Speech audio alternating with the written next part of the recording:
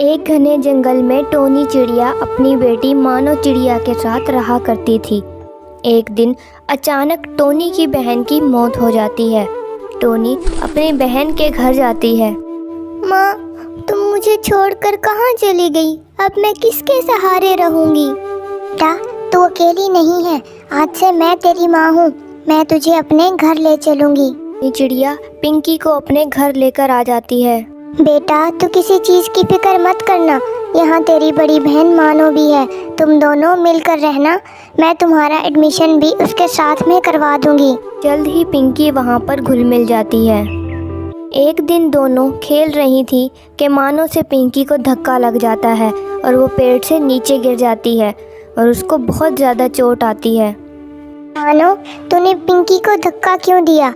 तेरी शरारतें दिन ब दिन बढ़ती जा रही हैं। माँ से डांट खाने के बाद मानो पिंकी से बदला लेने का सोचती है। एक दिन मानो पिंकी को नदी किनारे खेलने के लिए ले जाती है। दीदी, ये तुम मुझे आज कहाँ खेलने के लिए लाई हो? मुझे तो डर लग रहा है। कि तू बेकार में डर रही है। मैं तो रोज यहाँ खेलने आती हूँ। अचानक मानो का पाँव फिसल जाता है और वो नदी में बहने लगती है। अपनी बहन को नदी में डूबता देखकर पिंकी उसको नदी से बाहर निकाल लेती है और उसकी जान बचा लेती है। मानो को अपनी गलती का एहसास हो जाता है। मुझे माफ कर दो पिंकी, मैं तुम्हें इस गहरी नदी में डुबाने के लिए लाई थी और तुमने मुझे ही डूबने से बचा लिया। मुझे माफ कर दो मेरी बहन। बात नहीं दीदी, मैंने आपको माफ किया। दुर्वन नाम के जंगल में टोनी चिड़िया अपनी बेटी के साथ रहती थी। एक दिन जब वो अपना काम खत्म करके घर वापस लौट रही थी तो उसकी बेटी की नज़र बाजार में बिक रहे अनार पर पड़ती है। माँ, वो देखो कालू अंकल की दुकान पर कितने रसीले अनार बिक रहे हैं। मुझे अनार खरीद कर दो ना। माँ, मेरा अनार खाने का बहुत दिल कर रहा है। हम घर जाकर खाएंगे। अच्छा बेटा, ठीक है, मैं तुझे अनार ले देती हूँ। अनार खरीदने के लिए टोनी चिड़िया कालू की दुकान पर जाती है। अरे कालू भैया, ये अनार कैसे दे रहे हो? टोनी बहन, ये विदेशी जंगल के अनार हैं, पूरे 200 रुपए किलो हैं। अरे अल्लाह, इतने महंगे अनार, इसमें ऐसा क्या है जो ये इतना महंगा बेच रहे हो? अरे कहा ना, ये विदेशी अनार है। ऐसे अनार पूरे जंगल में कहीं नहीं मिलेंगे। लेने हैं तो लो, वरना जाओ यहाँ से। अरे कालू भैया, नाराज क्यों होते हो? ये लो 10 रुपए और मुझे एक अनार दे दो। अनार लेकर टोनी चिड़िया अपनी बेटी के साथ घर आ जाती है। चिंकी बड़े शौक से वो अनार खाने लगती है। माँ, इस अनार के बीज को हम फेंकेंगे नहीं। हमारे घर के आगे जो खाली ज़मीन है ना, उसमें इसको उगा देंगे।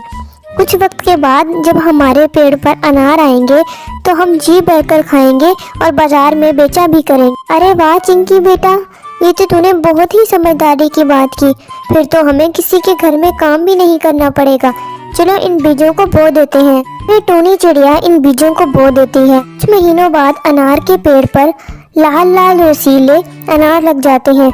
ये देखकर वो दोनों बहुत खुश होती हैं। वाह माँ, ये अनार के पेड़ तो अनार से भर गए हैं। चलो इन्हें तोड़ लेते हैं और बाजार में बेच देते हैं। फिर वो दोनों उन्हें तोड़कर टोकरी में भर लेते हैं और दोनों अनार बेचने बाजार जाते हैं। अनार ले लो, अनार, ताजे रसीले अनार ले लो। ये सब कालू कौवा देख रहा था। वो टोनी चिड़िया के पास जाता है और कहता है, अरे टोनी, तुम ये विदेशी अनार इतने सस्ते क्यों बेच रही हो? अरे कालू भैया, ये वही अनार हैं जो हम आपसे लेकर गए थे।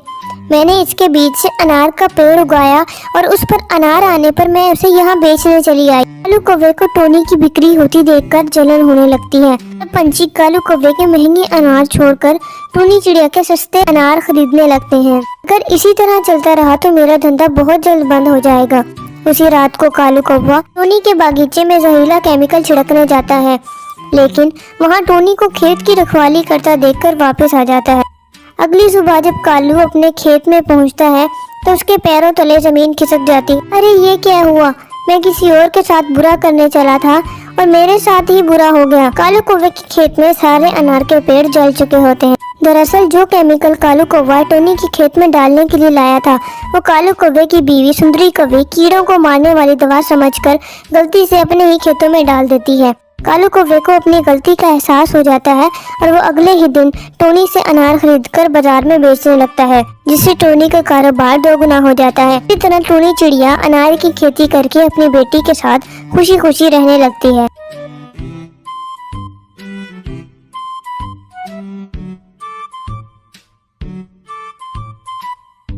एक जंगल में टूनी चिड़िया अपने 7 बच्चों के साथ रहती थी। चिड़िया रोज मीठे फल लाने के लिए घर से बाहर जाती थी। उसी जंगल में एक दुष्ट उल्लू भी रहता था। वो हर वक्त चिड़िया के बच्चों को खाने की ताक में रहता था। ये बात टूनी चिड़िया भी जानती थी, इसलिए वो हर वक्त अपने बच्चों को महफूज करने में लगी रहती थी। ऐसे ही एक दिन वो अपने बच्चों को कहती है, बच्चों मेरी बात ध्यान से सुनो, मैं तुम्हारे लिए खाना लेने जा रही हूँ। तुम सब अपना ख्याल रखना और कोई अनजान आए तो दरवाज़ा मत खोलना। जब मैं कहूँ मैं तुम्हारे लिए मीठे मीठे फल लाई हूँ तब ही दरवाज़ा खोलना, ठीक है? ठीक है माँ, हम ऐसा ही करेंगे। ये बात उल्लू बाहर से छुपकर सुन रहा था। अरे वाह, जिस दिन का मैं इतने महीनों से इंतजार कर रहा था वो आ ही गया। ऐसा कहकर उल्लू चिड़िया के घर के बाहर आ जाता है। अरे बच्चों, मैं तुम्हारे लिए मीठे मीठे फल लाई हूँ, चलो दरवाजा खोलो। अरे भैया दरवाज़ा खोलो, माँ आ गई है। अरे ये हमारी माँ नहीं है, बाहर कौन है? जो मैं तुम्हारी माँ हूँ टोनी चिड़िया, दरवाज़ा खोलो। तुम हमारी माँ नहीं हो, हमारी माँ की आवाज़ तो बहुत मीठी है, तुम जाओ यहाँ से। ये बच्चा तो बहुत शातिर है, मुझे अपनी आवाज़ को मीठी करने के लिए कुछ करना होगा, लेकिन क्या किया जाए? मैं जाकर शहद खा आता हूँ। उल्लू शहद ढूंढने जाता है। बहुत तलाश के बाद उसे शहद दिखाई देता है। उसे शहद खाकर टूनी चिड़िया के घर आ जाता है। अब उसकी आवाज़ टूनी जैसी हो गई थी और कहता है, मेरे बच्चों मैं तुम्हारे लिए मीठे मीठे फल लाई हूँ, चलो दरवाज़ा खोलो। भैया अब तो हमारी माँ ही है, देखो उसकी आवाज़ भी कितनी मीठी है, चलो अब दरवाज़ा खोल दो। नहीं, मुझे देखने दो। गोलू दरवाजे के नीचे से उसके पैर देखता है। नहीं, तुम हमारी माँ नहीं हो, हमारी माँ के पाँव तो बहुत प्यारे हैं। बच्चे तो बहुत तेज हैं, अब मैं क्या करूँ? हाँ, मैं पैर धोकर इन पर आटा लगा कर आता हूँ। अरे मेरे प्यारे बच्चों, मैं तुम्हारे लिए मीठे मीठे फल लाई हूँ, दरवाज़ा खोलो। भैया अब तो हमारी माँ है, मैं दरवाज़ा खोल रहा हूँ, मुझे भूख लगी है। कुक्कू एक बात नहीं सुनता और दरवाज़ा खोल देता है। दरवाज़ा खोलते ही उल्लू दिखाई देता है। गोलू दरवाजे के पीछे छुप जाता है और उल्लू बाकी सबको बोरी में भरकर ले जाता है। इधर थोड़ी देर बाद टूनी चिड़िया आ जाती है और वो देखती है कि घर का दरवाज़ा खुला हुआ है। अरे ये घर का दरवाज़ा खुला कैसे है? टूनी चिड़िया जल्दी से घर के अंदर आ जाती है और देखती है कि गोलू दरवाजे के पीछे छुपा हुआ है। बेटा तुम यहाँ क्यों छुपे हो? माँ आप आ गई? फिर वो सारी बात चिड़िया को बता देता है। चिड़िया ये सुनकर डर जाती है और कहती है, क्या वो दुष्ट कहाँ ले गया है मेरे बच्चों को? नहीं पता माँ, लेकिन वो ज़्यादा दूर नहीं गया होगा। उल्लू बोरी को लेकर उड़ रहा था। अरे ये बच्चे तो बड़े भारी हैं, मैं तो थक गया हूँ, अब थोड़ी देर आराम कर लेता हूँ, फिर थोड़ी देर बाद उठकर इन नरम नरम बच्चों का गोश्त खाऊंगा।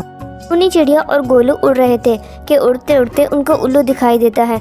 माँ वो देखो उल्लू, इसी उल्लू ने मेरे भाइयों को उठाया है। वो दोनों उल्लू के पास चले जाते हैं। उल्लू तो गधे घोड़े बेचकर सो रहा था। जल्दी से अपने भाइयों को निकालो और मैं इस बोरे में पत्थर रख देती हूँ, जिससे उल्लू को उठने के बाद पता नहीं चलेगा। चिड़िया उस बोरे को पत्थरों से भर देती है और अपने बच्चों को लेकर वहाँ से चली जाती। थोड़ी देर बाद उल्लू उठ जाता है और बोरी लेकर फिर से उड़ने लगता है।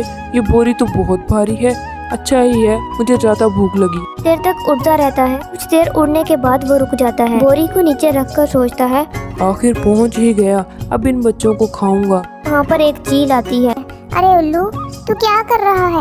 इस बोरी में भरकर क्या लेके जा रहा है? इसे पता चल गया कि इस बोरी में चिड़िया के बच्चे हैं तो ये सब खा जाएगा। अरे नहीं, मैं तो बस ऐसे ही जा रहा था। ये तो नहीं, ए उल्लू तू बहुत चालाक है, जरूर तूने कोई शिकार किया होगा, दिखा मुझे। ये कहकर चील बोरी खोलती है तो वहाँ से पत्थर निकलते हैं। ये देखकर चील गुस्से में आ जाती है और कहती है, अरे इसमें तो कंकर है, तूने मुझे पागल बनाया, मैं तुझे अभी कच्चा चबा जाऊँ। पत्थर? मैं तो इसमें चिड़िया के बच्चे लेकर आ रहा था।